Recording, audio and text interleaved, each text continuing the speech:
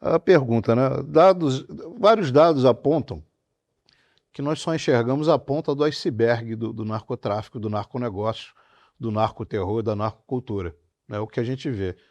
90% disso está sustentado por uma base profunda de narcoterror, poder institucional e narcocultura, que envolve lavagem de dinheiro, infiltração política, né, infiltração no judiciário e apoio da mídia. A isso a gente associa o que nós chamamos de sofisma de Sherwood.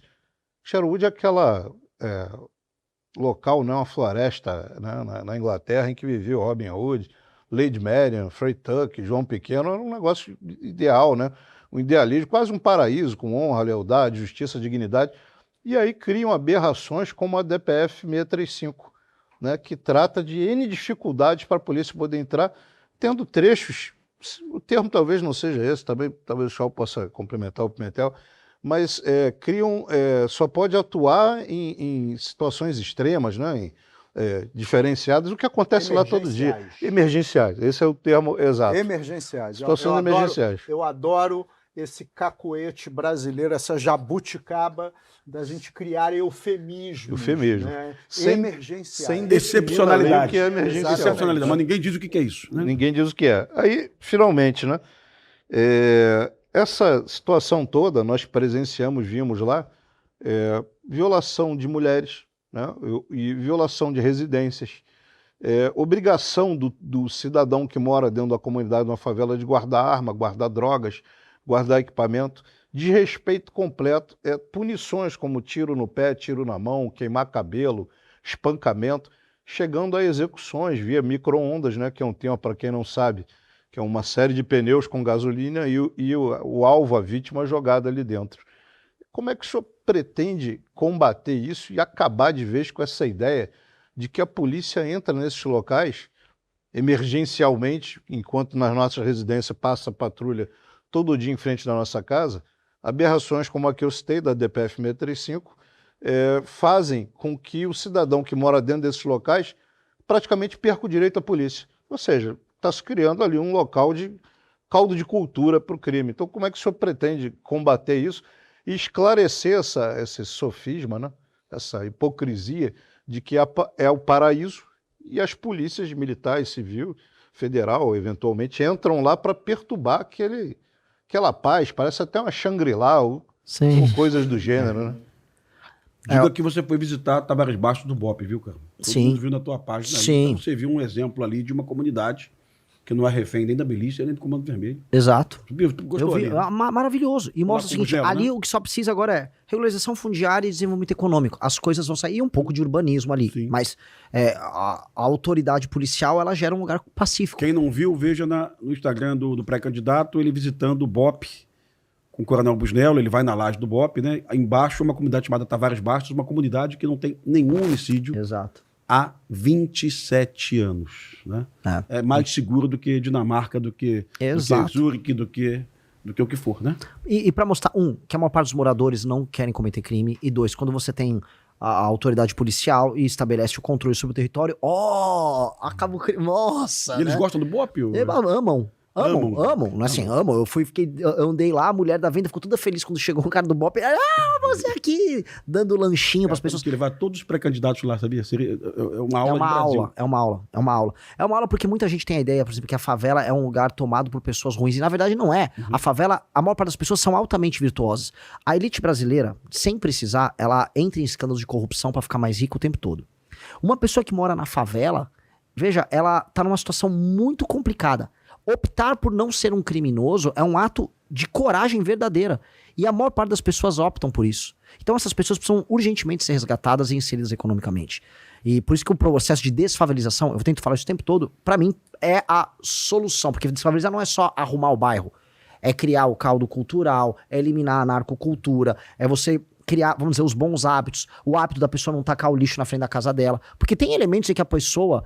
ela foi tão despida de hábitos bons, porque ela foi tratada como animal a vida inteira, que ela não sabe. Eu visitei favelas no Pará, a pessoa pegava o lixo dela e tacava na frente da própria casa. Então as pessoas erram. E eu não vou mentir para as pessoas, falando, não, você vai ser multado e bem multado e eventualmente preso se fizer isso. Agora, eu vou fazer a rua aqui, vai ter coleta de lixo, aqui tá a cesta de lixo e vai colocar coisa na cesta de lixo, tá? Mas voltando pro elemento da guerra. Essa DPF das favelas, a postura do Alexandre de Moraes ao longo de todo esse tempo, ela será enfrentada já no primeiro dia. Eu vou colocar as favelas nas primeiras operações e as cidades em estado de defesa e eu vou tocar as operações. E em bom português, eu já falei isso em outras entrevistas, e eu vou repetir, eu estou no estrito cumprimento do meu dever como presidente da República e para passar o estado de defesa eu preciso do Congresso. Eu pedi, o Congresso aprovou dia 5 de janeiro de 2027. Se vier uma decisão do STF, não é que eu só não vou cumprir. Eu não vou cumprir. Eu vou apenas com as forças policiais, se precisar de auxílio das Forças Armadas, vou fazer o meu estrito cumprimento do meu dever constitucional. Eu duvido, de coração aberto, eu duvido que o STF vai querer... Até porque tu estaria prevaricando, né? Exato. E eu considero... Deixar de agir uma prevaricação. Exatamente, que essa é a provocação. O presidente que permite isso está prevaricando. Eu vou fazer uma provocação, inclusive, para Forças Armadas. Os generais que estão aqui no Rio com seus super salários, muitos deles aqui no Rio com os clubes militares, todos eles pegam um carro com motorista para se encontrar no clube militar e tem que desviar das favelas para não ser assaltado. Veja só, quando ele desvia, ele tá ali vendo na cara dele o descumprimento do dever constitucional dele. Porque os militares têm uma posição institucional de pressão que eles podem exercer sobre a própria presidência da República. Nós aceitamos isso, nós ficamos lenientes, nós ficamos macios, frouxos com relação a isso. Então o presidente da República tem que falar, eu tô prevaricando, eu tenho que tomar impeachment se eu não fizer isso. Então, decisão judicial que venha para obstar o cumprimento do papel do presidente, ela será ignorada. Como hoje eu vejo o Donald Trump ignorando decisões que vêm de instâncias menores. Não vai, eu vou cumprir a Constituição, vou cumprir isso e vou fazer a retomada territorial, que esta é a nossa obrigação. A retomada territorial. Só que ela tem que ser seguida de um outro elemento. Eu tenho com um slogan que rodou muito, que o pessoal fala, o prendeu, matou. Isso é um slogan que a gente criou numa live. Mas depois eu falei, depois do prendeu, matou, vem o bandeira, quartel, escola, que tem muito a ver com essa discussão que houve sobre o UPP, que é fazer uma espécie de UPP nacional e direito. Que a gente tem que ter um Estatuto Nacional da Desfavelização, que envolve desde investimento em infraestrutura, leilão reverso com participação da iniciativa privada, verticalização, criação de ruas e vias, leis muito claras e muito pesadas para não haver o processo de refavelização nesses lugares, tá? Presença do Estado, desconstrução inteira da ideia de crime organizado, aí vem as mudanças da lei penal, direito penal do inimigo, e usar as escolas como centros estratégicos de formação de uma nova juventude, especialmente com os meninos. De maneira clara, é uma questão lógica. Quem é a força de reposição do crime organizado? É um homem jovem. Quem é esse homem jovem? Em geral, esse homem jovem tem um desempenho escolar muito ruim, ele não teve a presença masculina dentro de casa, ele já é um jovem complicado já na escola, isso já é detectado no ambiente escolar, e ele vem de uma família mais humilde, presente em periferias de grandes cidades. A estatística quase toda é coberta por esses dados. Pois bem, essa criança está na escola. Na escola nós temos que atuar junto com essa criança. A escola tem que ser um centro formador desse jovem para torná-lo um cidadão e torná-lo próximo da polícia. Inclusive a polícia fazer recrutamento de jovens que vão trabalhar com ela já na comunidade. Então a escola é um centro nevrálgico, que é o que eu chamo de bandeira quartel-escola. Ela é cívico-militar? Pode ser. Alguns lugares sim, outros não. Não dá pra... Muita gente fala, Renan, você gosta desse modelo cívico-militar? Adoro, só que custa muito mais caro. E, infelizmente, eu vivo num país quebrado, eu vou precisar fazer minhas reformas fiscais pra resolver. Adoraria ter escola cívico-militar em todos os lugares, porque funciona e tá comprovado que funciona.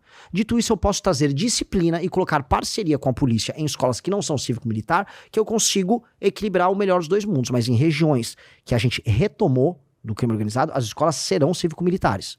Precisam ser. Aquele jovem que hoje é cooptado pela narcocultura, ele tem que ser trazido à cultura brasileira e uma cultura com exemplo e com uma figura masculina, para dar exemplo. O professor de educação física, o policial que tá ali, exercícios físicos, aulas de reforço. Esse menino tem que ter um acompanhamento, que é ele que eu não vou deixar entrar pro crime. Se eu não deixo esse menino entrar pro crime, e não havendo mais a facção, a gente rompe o ciclo.